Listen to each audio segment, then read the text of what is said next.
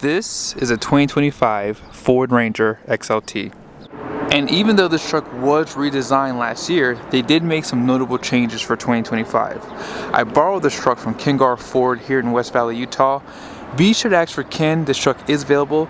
Let's go and check out the window sticker so you guys can see options and features on this build. At the very top is a description with the colors. And here's a short listing of the standard equipment. Be sure to pause.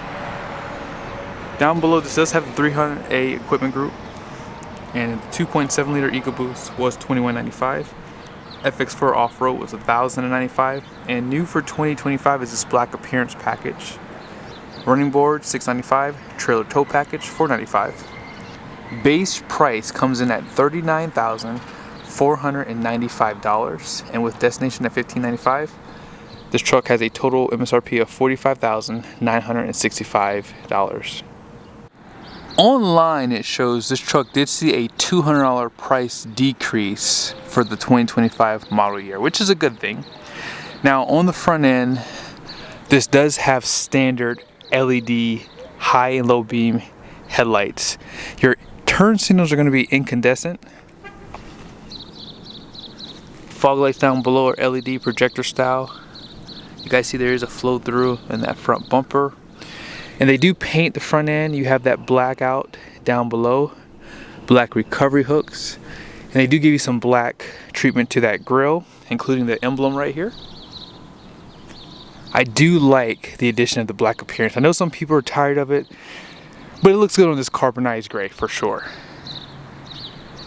Active grille shutters for aerodynamics. And then here's a quick peek at the suspension. So this is why the Ranger rides so good, because it does have double wishbone suspension, independent, coilover setup, and they use a lot of aluminum on the suspension, fabric material for the liner, and then here are the tires. These are the Goodyear Wrangler Territory ATs, 255/65 18-inch wheel, and I'm sure you guys noticed the new wheel design for 2025. 6 lug. And in case you care to know the tire size, it's going to be 31.1 inches tall, 10 inches wide. So it's a decent sized tire for a mid-sized pickup truck. I like how they paint those fender flares, and then here's a nice side view. They even black out that XLT badge there too. Your mirrors and door handles are finished in plastic. You have your running boards down below.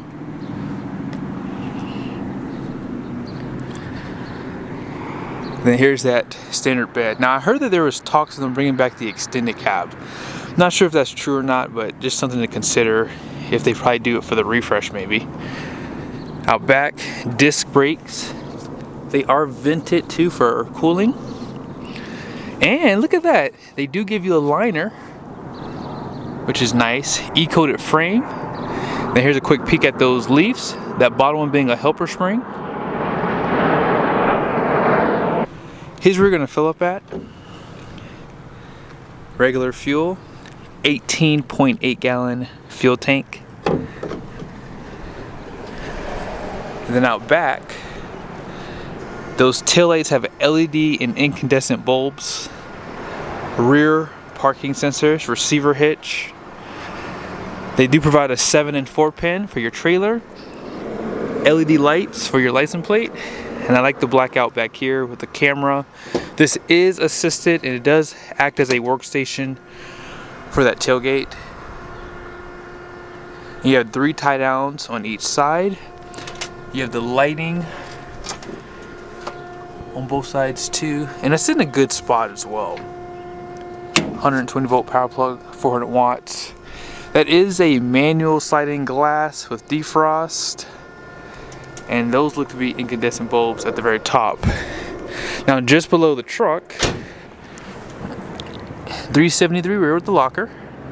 There's your spare tire. It looks like a off-road one too. You guys can see that receiver hitch. And then here's a nice side view of the truck. I think Ford is really killing it with the Ranger when it comes down to the powertrains. They have 2 twin turbo V6s, The standard engine is an inline 4, and you can get that 2.7 liter twin turbo V6 in this truck, which is this engine. This is also available for the F-150, so this is gonna be a rocket ship for this one. Now, what is the power output? Because this is very, very important, because if you're thinking about the 315 horsepower that this engine puts out and 400 pound-feet of torque, those numbers can only be achieved if you use premium fuel. So if you're using regular, you're gonna have less power. Probably, I would say maybe 5 to 10% decrease with this engine. 10-to-1 compression, just like that 2.3. However, this does have port and direct injection, and that block is compacted graphite iron. So pretty overbuilt engine, and I love the fact that Ford offers this. Behind this engine is a 10-speed transmission. Let's go ahead and check out the interior next. On the door, they do provide power windows, power door locks, power folding outside mirrors that have blind spot.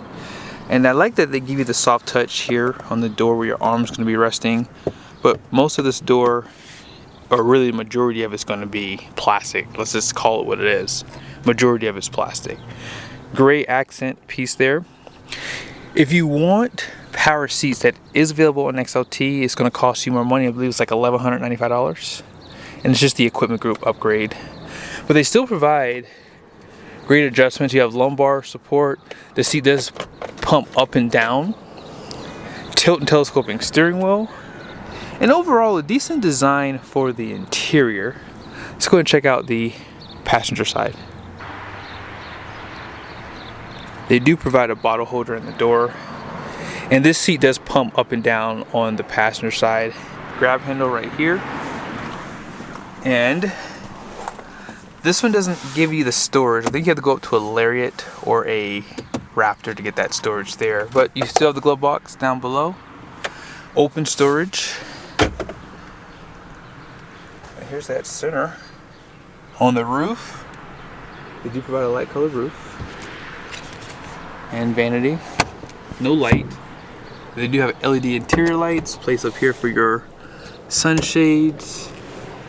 And then out back, more storage in that door. Seat back pocket only on the passenger seat. They don't give you a 60-40 bench, which is kind of interesting. A little bit of storage below the seat there. Also, armrest. Let's go ahead and step in. No grab handle. There is one here. And with this seat all the way back, I can't really fit. It's a little tight. No air vents. However, they do give you a 120 volt power plug, 2 USBs, type A, type C. There is a hump in the center there. And as I said, you don't have power for this guy. You do have power on the higher trim level though. Lariat, Raptor. You guys want to take the truck for a quick drive? I'll show you guys a few things on the front and then we'll take it for a quick spin. Here's the key. You guys see it has remote start. And the only thing I hate about this is sometimes getting this key in there, it's kind of hard.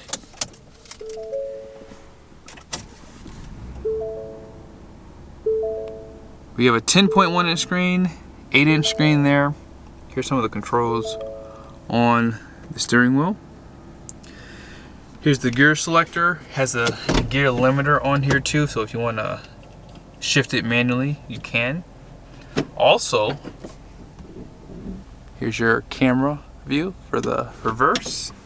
Single climate control, no heated seats. However, you do have wireless charger, more USBs, cup holders, electronic parking brake, multiple drive modes, no four-wheel drive auto, but when you push this button here, this is your off-road pages for the screen. So you guys can see you can lock that rear axle. You have your trail control, shows tire pressure, pitch and roll, shows the angle of the steering wheel right there.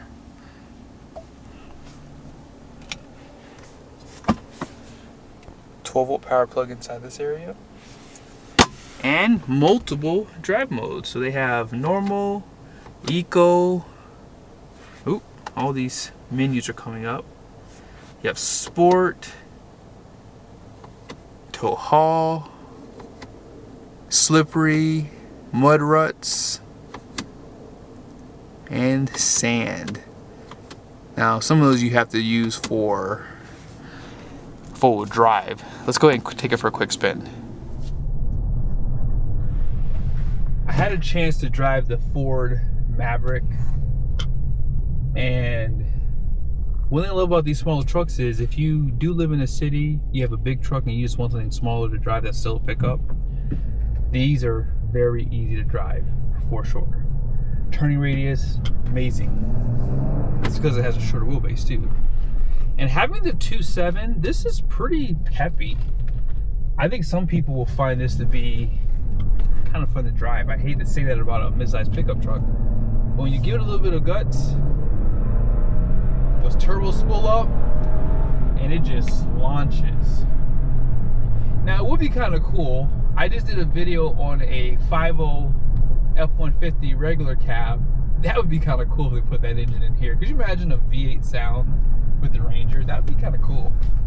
But the steering feels pretty stiff, which I like. I like a little bit stiffer steering. Very like precise. Is it pretty much, if you point it to the left, that's where it's going. Like it doesn't have that delay or that just vague steer feel. Let's see if you put it in sport mode. Let's see if that may tighten up the steering a little bit more. Actually, it does feel like it did. You can hear some whistle from the turbocharger. Brake feel. Actually, in sport mode, it gave me a nice little downshift there too. Brakes feel good. Not too touchy. I like the Ranger. I think that if I were really after a half ton, it would probably be between the Ford Ranger and the Toyota Tacoma. I think the Toyota Tacoma just gives you a lot, you know, in each trim level too. They have a lot of off-road packages, a lot. They have sport packages, and they do too. But I think Toyota just does a little bit better job. But nevertheless, this is still a very strong contender. The fact that they give you a twin turbo V6, Toyota don't give you that. And that's a big deal for me too. I like the idea of having options, and Ford gives that to you. If you have the coin to spend on the Raptor, that has a 3-liter, and that is truly a rocket ship. I'm on a bumpy back road, and one thing about this independent front suspension is how composed it stays. Like right now, I don't feel like you feel any vibration in the steering, and that's because that suspension is able to work independently, obviously, because independent suspension, and it doesn't translate a lot of that feedback into the steering. I love that about the feel of this truck. These seats, they have very comfortable seats, good bolstering, visibility. These are pretty big mirrors, and as you guys saw, they have blind spot as well. So using these, I mean, you probably don't need tow mirrors for something like this either. I mean, they're pretty big, they're pretty wide. You're probably not towing much more than, you know, 20-foot trailer with something like this. That might even be too big, honestly. But let's go ahead and check out the payload. Front gross axle weight rating is going to be 3,274 pounds. The rear is 3,570 pounds. Gross vehicle weight rating is going to be 6,170 pounds. 18 by 7.5 wide wheels. You guys see the axle code is a 73. All in payload, 1,393 pounds. Tire pressure is 30 psi all the way around. I hope you guys liked the video. As I said, the truck is available for sale. Has a lot of nice features on it. And yeah, just be sure to reach out to Ken. Let them know you saw the video. See you guys soon.